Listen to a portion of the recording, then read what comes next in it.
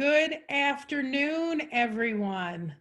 I want to welcome you to session 2 out of 4 of the 3rd annual statewide convening on diversifying the teaching workforce. And this is our 3rd annual, but it's our first virtual conference on diversifying the teaching workforce. My name is Nora Hyland. I'm the Associate Dean and Faculty Director of Teacher Education at the Graduate School of Education at Rutgers, the State University of New Jersey. The Graduate School of Education is pleased to be sponsoring this year's convening along with the New Jersey Department of Education and the New Jersey Association of the Colleges of Teacher Education, which is a consortium of all of the colleges and universities in the state that prepare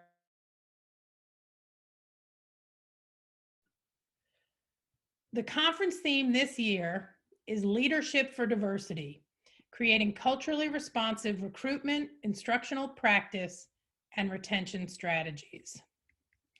This year, the conference is being held virtually over 4 consecutive Wednesdays in October. Today is our 2nd Wednesday.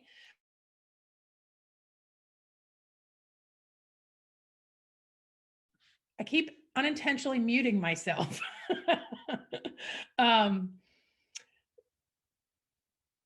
We had previously closed the registration due to the overwhelming response we've gotten from educators around the state. However, we're now reopening the registration for the next 2 weeks. So if you open the chat feature on the Zoom platform, my colleague, Dr. Leftwich from Rowan University, is pasting the registration link in the chat box. So feel free to copy it and share it with your colleagues. As a reminder, every session of the conference is being video recorded, so please turn off your camera if you do not wish to appear on the video.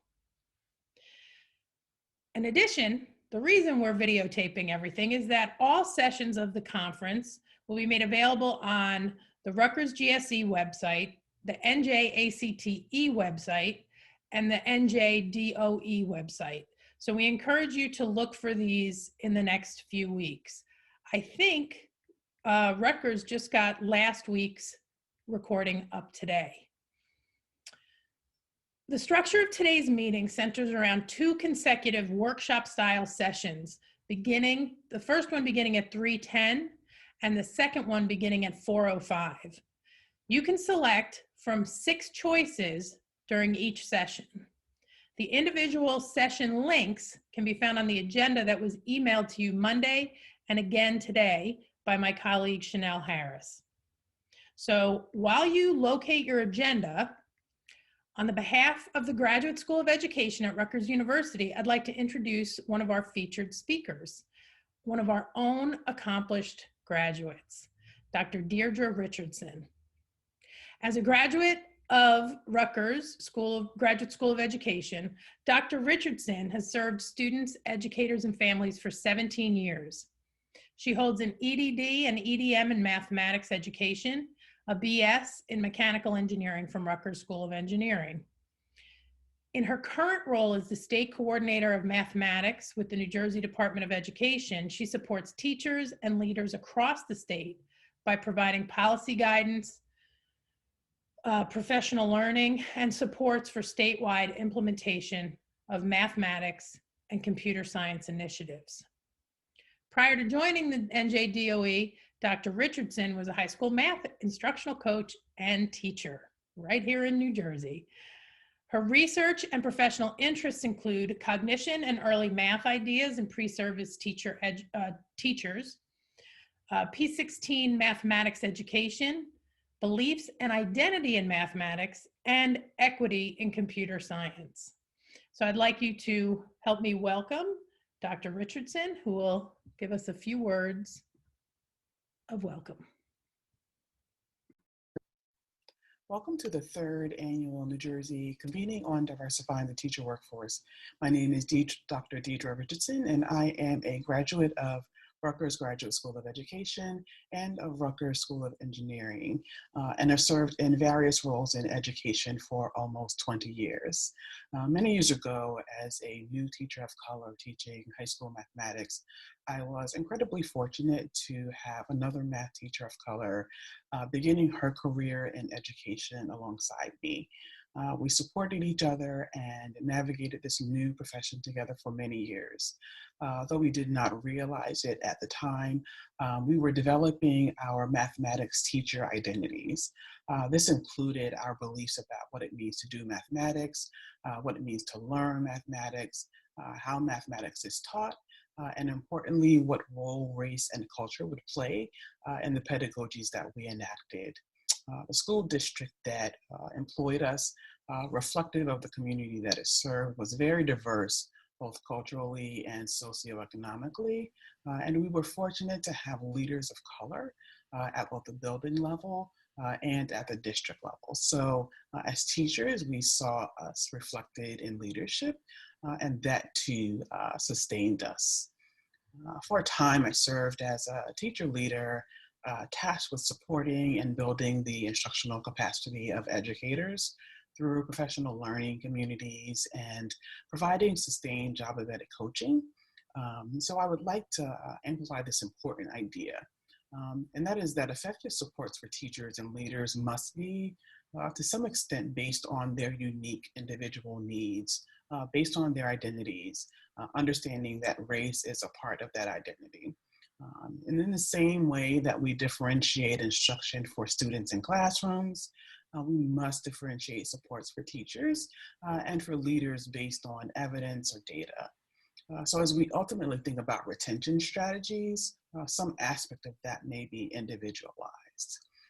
We know, we have evidence that students benefit from teachers that represent their own cultures, and that it offers them a view into their experiences and helps the students build their own identities.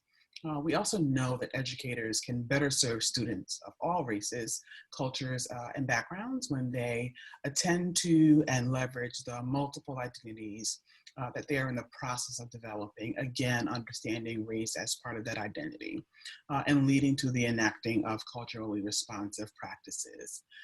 We are absolutely thrilled to have you attending the third annual New Jersey Convening on Diversifying the Teacher Workforce. I am confident that each of you will engage in amazingly thoughtful conversations throughout your time with us.